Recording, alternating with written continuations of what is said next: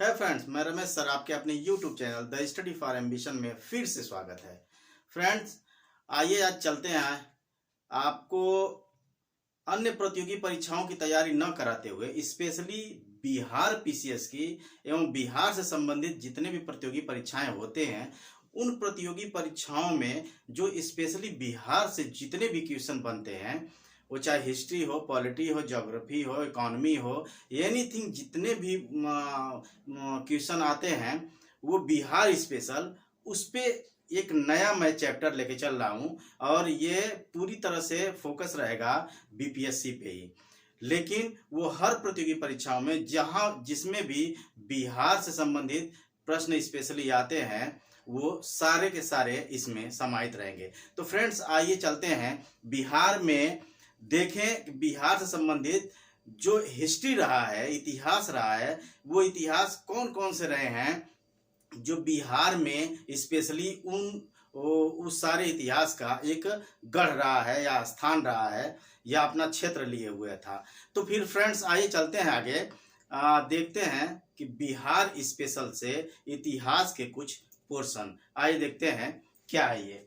तो फ्रेंड्स, सबसे पहले हम इसमें चलते हैं बिहार से संबंधित मगध के जो राजवंश थे, उस मगध के राजवंश में कौन कौन से वंश थे, कौन कौन से शासक थे जो स्पेशली बिहार पे शासन किए हैं, बिहार क्षेत्र में शासन किए हैं।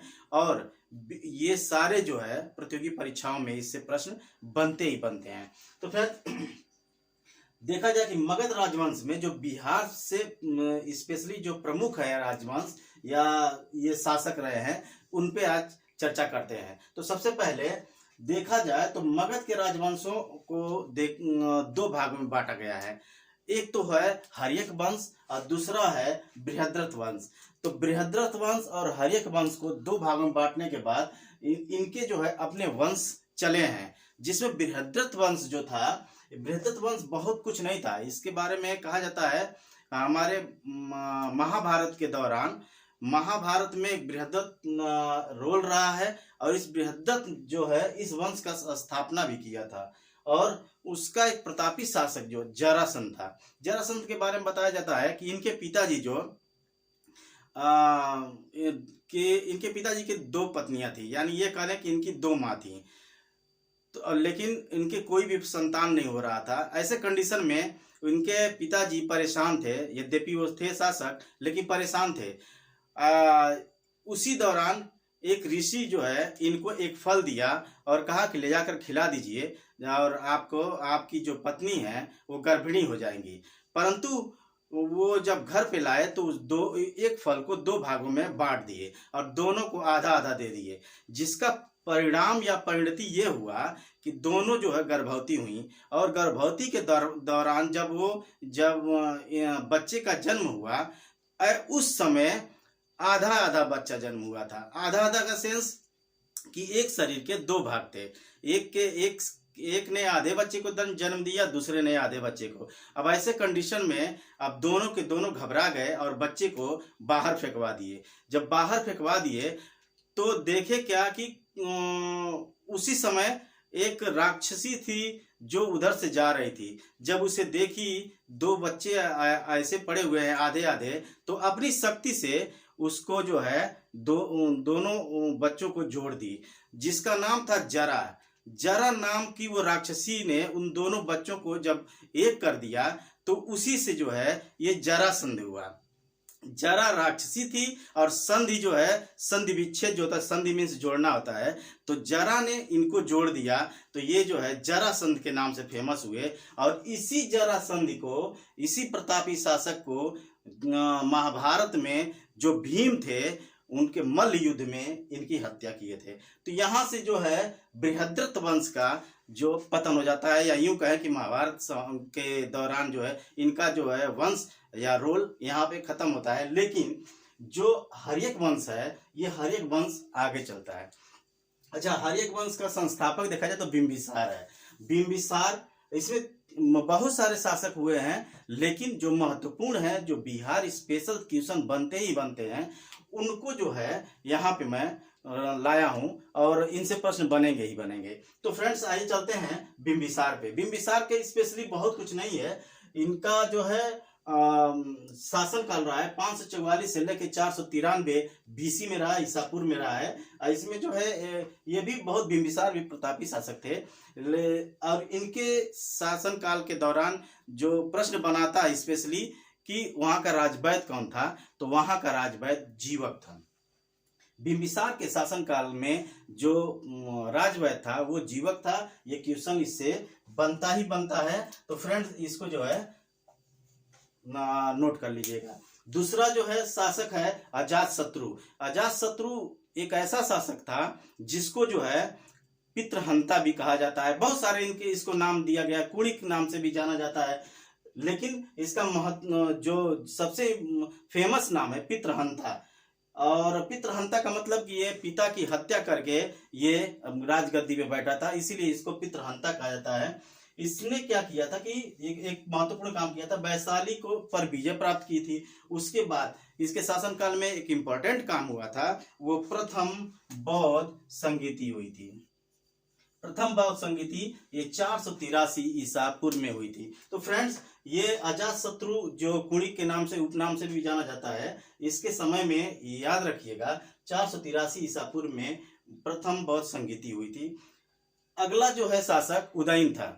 उदयन के बारे में बताऊं तो ये 460 से लेके 444 ईसा पूर्व में इसका शासनकाल रहा है, जिसमें इसने एक काम किया था, पाटलिपुत्र को पाटली ग्राम को इसने एक ग्राम बसाया था, पाटली ग्राम नामक एक ग्राम बसाया था। और उसके बाद जो है इसने पाटलिपुत्र को मगध की राजधानी बनाया था। यानी मगध की राजधानी परिवर्तित किया या बनाया, जो पाटलिपुत्र को बनाया था मगध की राजधानी। इसने एक इंपॉर्टेंट काम किया।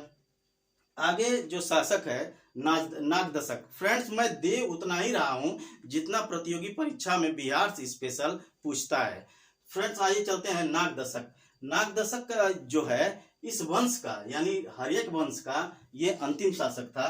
हर्यक वंश का ये अंतिम शासक था। 412 ईसा पूर्व में काशी के गवर्नर जो थे, इनको जो है जिसका नाम था शिशुनाग, इनको जो है इनके पद से पदच्युत कर दिए, हटा दिए। उसके बाद जब ये पद से हटा देते हैं शिशुनाग, और वहीं से शिशुनाग वंश की यानी नाग वंश की स्थापना होती है, जिसे शिशुनाग वंश के नाम से जानते हैं। और यही जो है संस्थापक भी रहे हैं, शिशुनाग ही संस्थापक रहे हैं। और इन्होंने क्या किया था कि जहां ये पाटलिपुत्र अपनी राजधानी उदयन बनाते हैं, वहीं पे जो है शिशुनाग जो है अपनी राजधानी वैशाली बनाते हैं मगध राजवंश की। उसके बाद दूसरा शासक आता है कालाशोक। ये शिशुनाग वंश यहाँ से शुरुआत होती है। और कालाशोक दूसरा शासक, ये भी बहुत प्रतापी शासक था। और इसका जो है एक उपनाम था काकवाणी। काकवाणी उपनाम से जो है कालाशोक जाना जाता है।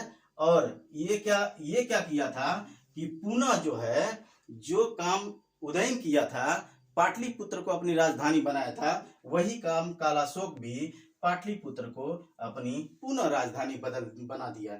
और इसके शासनकाल में एक इंपॉर्टेंट कार्य हुआ था, द्वितीय बौद्ध संगीति हुई थी, जो 383 बीसी में यानी 383 ईसा पूर्व में हुई थी। और तीसरा इसमें एक इंपॉर्टेंट शासक था जो अंतिम शिशुनाग वंश का अंतिम शासक था, वो था नंदीवर्धन। अच्छा, नंदीवर्धन के बाद जो है इसको हटाने में महापद नंद जो है इस नंद वंश की स्थापना करते हैं। नंद वंश की स्थापना जब महापद नंद करते हैं तो इनको जो है इंपॉर्टेंट है ये नंद वंश की स्थापना। फ्रेंड्स बहुत जल्दी थोड़ा बता रहा हूं, इसके पीछे कुछ कारण है। तो नंद वंश की स्थापना महापद नंद ने किया था। इसने जो एक उपाधि धारण की थी, इंपॉर्टेंट है, इससे क्वेश्चन बनता है, ये कई बार पूछ चुका है कि महाछत्रांतक की उपाधि कौन धारण किया हुआ है।